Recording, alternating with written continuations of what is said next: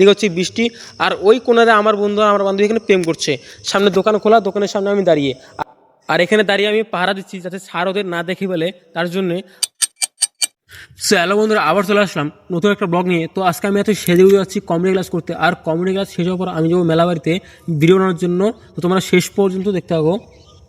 তো আজকে আমি একটু আগে চলে আসছি এখানে, আর এদিকে কেউ নেই। আর কিছুক্ষণ অপেক্ষা করার পর সবাই চলে আসছে, আর সবাই মিলে এখানে বসে আছি, কারণ স্যার এখনো আসেনি, তার জন্য অপেক্ষা করছি। আর এখানে কিছু মেয়ে কমেডি ক্লাস করছে, আর আমার পিছনে আছে কিছু মেয়ে।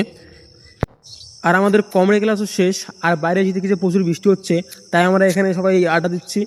দেখো প্রচুর বৃষ্টি, আর বোধহয় আমাদের আজকে মেলায় যাওয়া হবে না, আর আমরা ভিডিও বানানো হবে না। আর আমি এদিকে নিচে নেমে আসলাম, আর নিচে নেমে এসে এরকম দৃশ্য তো ভাবতে পারিনি। এদিকে হচ্ছে বৃষ্টি, আর ওই কোনারে আমার বন্ধু আমার বান্ধবী এখানে প্রেম করছে। সামনে দোকান খোলা, দোকানের সামনে আমি দাঁড়িয়ে, আর এখানে দাঁড়িয়ে আমি পাহারা দিচ্ছি যাতে স্যার ওদের না দেখে বলে, তার জন্যে।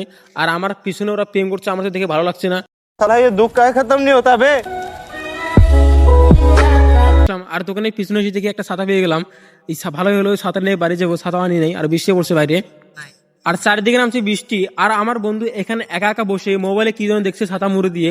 মোবাইলে কোনো সাউন্ড নেই, কি যেন দেখছে ওই জানে, আমি তো বুঝতে পারছি না যে কি দেখতেছে। তো তোমরাই বলো কি দেখতেছে মোবাইলে। तू समझा? हाँ। नहीं, तू समझा नहीं।